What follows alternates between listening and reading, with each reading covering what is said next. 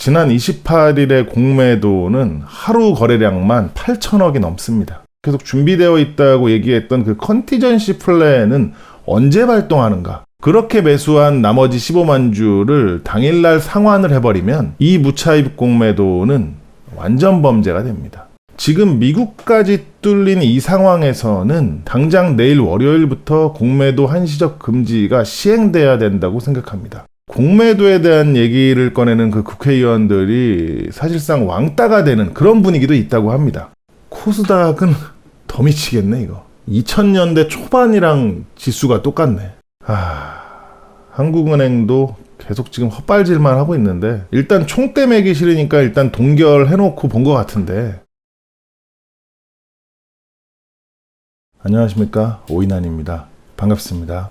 오늘은 그 HLB 주제가 아닌 그 공매도를 주제로 간단하게 얘기를 나눠보고 싶습니다. 작년 하반기 같은 경우 코스닥 공매도 1위 종목이 HLB였는데 그것과 상관없이 지금 대한민국 전 시장에 걸쳐서 쏟아지고 있는 공매도에 대한 얘기를 나눠보고 싶습니다. 일단 작년 연말이죠. 작년 12월 달에 그 양시장에서 나온 공매도가 3,300억이 넘었습니다. 그런데 올 1월이 들어서 공매도가 5,400억으로 이제 급증을 했고요. 그리고 2월 달에 들어서는 6,600억을 넘어갑니다. 그리고 최근에는 그 중국발 코로나19가 크게 이제 퍼지면서 2월 24일부터 28일까지 일평균 공매도는 7,700억을 넘어갑니다. 그리고 공교롭게도 이런 시기에 국내 금융투자는 코스피에서 약 6조 원 가까이 매도를 했던 것으로 압니다. 최근에는 증시가 무너지면서 다시 조금씩 매수하는 것으로 보이는데 아직까지는 모릅니다. 아무튼 최근에 보면은 코스피는 뭐 2-3% 하락하는 게 무슨 장난처럼 하락하고 있고 코스닥 같은 경우는 4% 넘게 급락을 하고 있는데도 지난 28일의 공매도는 하루 거래량만 8천억이 넘습니다. 이런 상황을 보고도 공매도의 순기능을 운운한다면 제 개인적으로는 그냥 미친놈들이라고 생각합니다.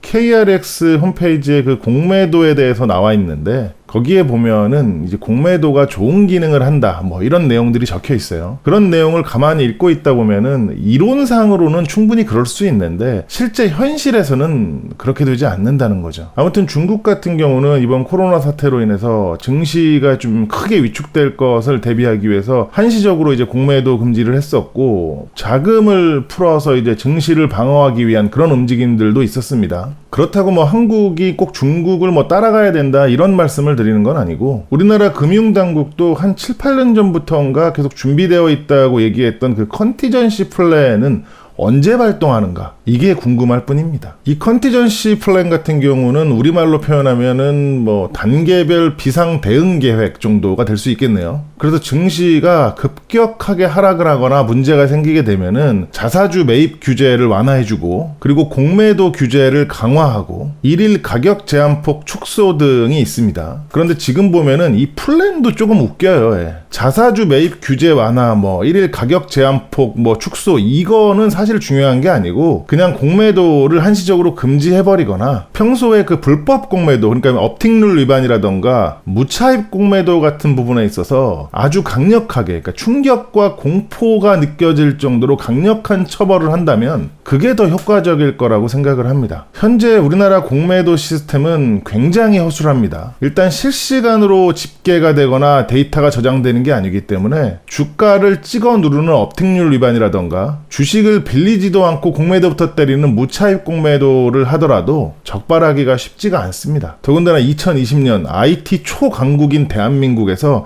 공매도의 어떤 정사는 완전한 자동화 컴퓨터 시스템이 돼 있지 않습니다. 공매도를 때리고 상환하고 그것을 정산하고 보고하는 과정에는 관계자가 수기로 정산해서 보고하는 그런 시스템들이 들어가 있는데 다들 아시겠지만 이런 부분들은 신뢰를 할 수 없는 시스템이란 얘기예요. 실제로 KRX에서 공매도가 상환되는 집계를 보면은 막 100만 주로 표기됐다가 다음날 돼서 갑자기 10만 주로 바뀌어 있고 당일날 공매도가 10만 주밖에 안 나왔는데 30만 주가 증가해 있고 이런 이상한 일들이 종종 벌어집니다. 그럴 때마다 의문을 제기하면 공매도 상환에 대해서는 정산 기간이 이틀이기 때문에 여러 가지 변수들이 존재하고 그에 따른 정정이 빈번하게 일어납니다. 라는 어떤 이제 그런 내용인데 그거 자체가 지금 문제가 많다는 얘기죠.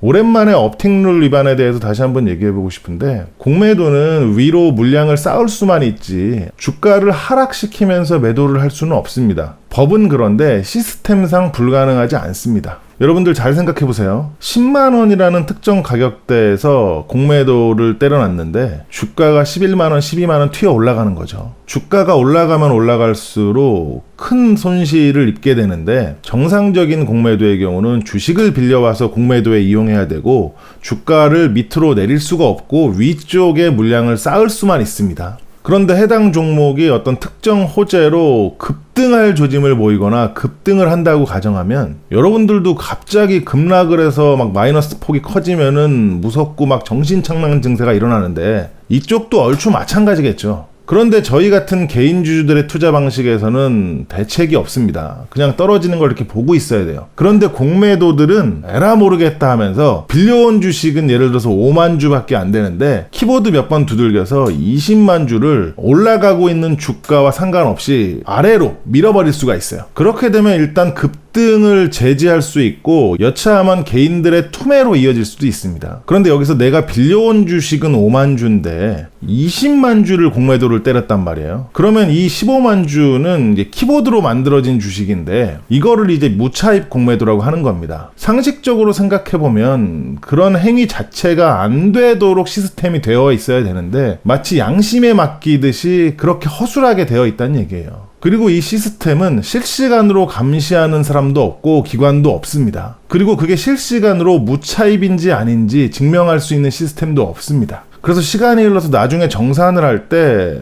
대차한 주식과 공매도 주식이 맞지 않으면은 무차입 공매도가 드러나게 됩니다. 그래서 보통 공매도들이 사용하고 있는 그 방법으로 알려진 것은 모자른 15만 주를 당일날 현물로 매수를 합니다. 이 15만 주를 무작정 매수하게 되면 주가가 다시 올라갈 수가 있기 때문에 굉장히 전략적으로 또 분할해서 적절하게 현물 매도까지 섞어가면서 굉장히 계획적으로 매수를 하게 되는데 그렇게 매수한 나머지 15만 주를 당일날 상환을 해버리면 이 무차입 공매도는 완전 범죄가 됩니다. 모르겠어요. 그 금융감독원에서 전수조사를 한다 그러면 그래도 그 검증할 방법이 없는 건지 아니면 전수조사를 하게 되면 다 드러나는 것인지 모르겠는데 만약에 그게 적발이 가능하다 그러면은 랜덤하게 특정 기일을 정해서 무작위로 그 전수조사를 해야 된다고 생각합니다. 그리고 당일날 무차입 공매도 한 만큼 물량을 모으지 못했다 하더라도 이틀 안에만 정산하면 되기 때문에 뭐 딴 데서 주식을 빌려와도 되고 다음날 매수를 해도 되고 빠져나갈 구멍이 너무 많다는 얘기죠. 지금 대한민국 증시가 굉장히 크게 하락을 했기 때문에 큰 손해를 입고 계신 분들이 많을 겁니다. 그런데 만약에 여러분들이 이런 방법을 쓸 수 있었다면 당연히 손실을 줄일 수 있었겠죠. 이런 공매도를 할 수 있는 자산운용사나 기관들은 이런 방법을 통해서 손실을 줄이는 정도가 아니고 큰 수익을 내고 있었다는 얘기예요. 물론 공매도들도 항상 수익을 얻는 건 아닙니다. 손실을 보기도 하고 여러 가지 상황들이 있는데 그 방법에 있어서 지금 차이가 있다는 얘기를 드리고 있는 겁니다. 아무튼 이런 상황에서 금융당국은 준비되어 있는 그 컨티전시 플랜을 가동할지 말지 고민 중이라고 항상 얘기를 합니다. 맨날 검토한다, 뭐한다, 상황을 지켜보겠다 하는데 언제까지 지켜보고 검토만 할 거냐는 얘기예요. 공매도를 한시적으로 금지하는 게 이 증권시장에 큰 파장을 불러일으키는 것은 맞습니다. 그렇기 때문에 돌다리도 두들겨 보면서 건너야 되는 게 맞는데 수년째 돌다리만 두들기고 앉아있으니까 그게 문제라고 하는 겁니다. 지금 미국까지 뚫린 이 상황에서는 당장 내일 월요일부터 공매도 한시적 금지가 시행돼야 된다고 생각합니다. 현재 국회에서도 보면은 사실 몇몇이라기도 애매한 그 한두 명의 국회의원이 공매도 금지에 대해서 외치는 분들이 있는데 제가 이래저래 그 지인들을 통해서 그쪽 분위기를 들어보니까 한두 명의 국회의원들이 공매도 시스템에 대한 개선이라던가 뭐 공매도 한시적 금지를 외칠 때 나머지 국회의원들이 너무 관심이 없기 때문에 공매도에 대한 얘기를 꺼내는 그 국회의원들이 사실상 왕따가 되는 그런 분위기도 있다고 합니다. 그도 그럴 것이 대부분의 국회의원들은 정말 많은 사람들에게 영향을 줄 수 있어야 그제서야 이제 움직이는 어떤 그런 신용을 하는 그런 어떤 이제 분위기 분위기가 있기 때문에 지금 공매도 같은 경우는 뭐 대한민국 국민들 뭐 대부분이 뭐 집중하고 있는 그런 건 아니고 당장 어떤 자기네들에게 큰 이익을 가져다 주는 어떤 그런 것도 아니기 때문에 수동적일 수밖에 없다고 생각합니다. 아무튼 이번 그 코로나 사태가 좀 잠잠해질 때까지는 거래소와 코스닥 시장에서 공매도를 한시적으로 금지해야 된다고 생각합니다. 지금까지 말만 하고 뭐 아무것도 하지 않는 어떤 이제 이런 당국이라던가 이런 정치권을 보면서 다 한통속이 아니냐, 공매도랑 다 한통속이 아니냐라는 어떤 이제 그런 의문도 막 생기고 그런 의심도 생기는데 그런 의문과 의심이 사실이 아니었으면 좋겠고 소 잃기 전에 외양간을 고쳤으면 좋겠습니다. 지금까지 오이난이었습니다. 안녕히 계세요.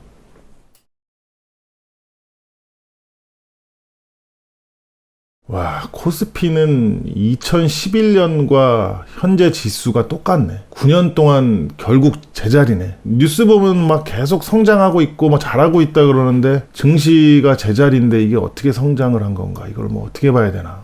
코스닥은 더 미치겠네 이거. 2000년대 초반이랑 지수가 똑같네. 야, 20년 동안 제자리. 실제 그 실물 경제를 보면은 20년 동안 제자리는 당연히 아니잖아요. 그 얘기는 여기 증시에 문제가 있다는 얘기죠.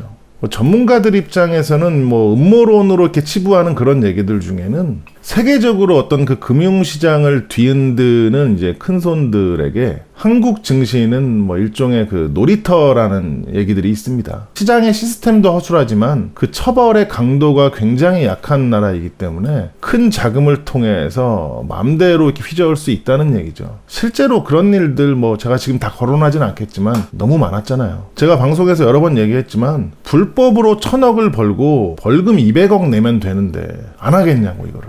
지금 대한민국 상황이 그런 상황입니다. 지금 또 뉴스 보니까 사스 메르스 학습한 개미들이 2조 6천억을 매수했다. 뭐 이번에는 승자가 될 것인가 이렇게 기사가 나왔는데 한간에서는 개인들이 이렇게 사들이면 주식은 계속 내려갈 수밖에 없다라는 그런 의견들도 있어요. 이것도 뭐 일종의 음모론적인 얘기긴 한데 아까 말씀드렸던 세계의 어떤 증시라던가 금융을 움직이는 그런 큰 거물들이 기관들을 통해서 이제 이런 것들을 컨트롤하고 이제 매매를 하는데 개인들이 팔으라고 주가를 이렇게 흔들고 떨어뜨리는데 개인들이 팔지 않는다? 그러면 이쪽에서는 주구장창 떨어뜨리거나 더 심각한 상황으로 만들어서 개인들의 물량을 뺏어온 뒤에 전 세계적으로 또는 특정 국가의 증시가 호황이라는 어떤 분위기를 만들어서 주가를 끌어올리고 다시 어떤 그 개인들한테 물량을 넘기는 그런 일들이 실제로 이제 뭐 벌어지고 있다 뭐 이런 내용들인데 근데 이게 뭐 굳이 뭐 음모론 얘기할 것도 없이 국내 기관들도 우리나라 그 종목들에 대해서 보면은 다 그런 식으로 매매를 하고 있기 때문에 당연히 그 규모가 큰 글로벌 시장의 어떤 그런 자산운용사들이라던가 투자사들은 대한민국 전체 증시를 놓고 충분히 그럴 수도 있습니다. 뭐 몇몇 분들이 얘기하는 일루미나티나 뭐 프리메이슨까지 가지 않더라도 기본적으로 그냥 여러분들이 돈이 있고 이런 상황이 있고 이런 능력이 있다고 생각해 보세요. 자신이 어떤 윤리의식이라던가 양심이 없이 그냥 그대로 직진한다 그러면은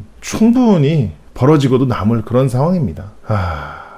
한국은행도 계속 지금 헛발질만 하고 있는데 일단 총대 매기 싫으니까 일단 동결해놓고 본 것 같은데 제가 볼 때 국가의 어떤 이런 민감한 부분을 책임지고 컨트롤할 수 있는 그런 어떤 공무원들은 매 사건, 매 이슈마다 목숨을 걸어야 된다고 생각합니다. 그게 싫으면 그 자리에 있으면 안 됩니다. 다들 자기 밥그릇 챙기기 바빠가지고 자기 목숨 챙기기 바빠가지고 최대한 뭐 안전하게 뭐 최대한 수동적으로 일단은 밀어놓고 보는 어떤 이제 그런 경향들이 많은데 한국은행 거기는 공무원이 아닌가? 아니 뭐 공무원인 게 중요한 게 아니고 어쨌든 그런 위치에 있는 사람이면은 정신이 똑바로 박혀 있어야 되는데 저처럼 일개 어떤 이런 개인이 뭐 이렇게 얘기해서 뭐 변하는 게 뭐 얼마나 있을까 생각은 하지만 너무 답답한 마음에 이렇게 영상을 한번 찍어봤습니다.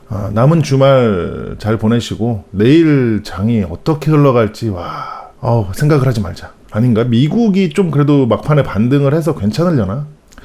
그런데 또 금요일날 하락폭이 너무 커가지고 월요일날 그 장전에 현금 못 채워 넣으면은 반대 매매 당하는 분들이 꽤 많을 수도 있어요. 그렇게 되면 자동 매도기 때문에 장초에 막 매도가 쏟아질 수도 있어요. 그나마 LB는 신용이 이렇게 적은 편인데 전체로 보면은 지금 개인들 신용이 거의 뭐 역대급이라고 하네요. 한간에서는 국내 기관들이 이 신용을 털고 가고 싶어 한다. 뭐 이런 또 뭐 음모론 뭐 비슷한 게 있는데 제가 지금까지 그 한 20년 동안 이 증시를 보니까 음모론이라고 했던 게 대부분 다 사실이었던 적이 많아가지고 굉장히 좀 혼란스럽네요. 예. 아무튼 여기서 마무리하도록 하겠습니다.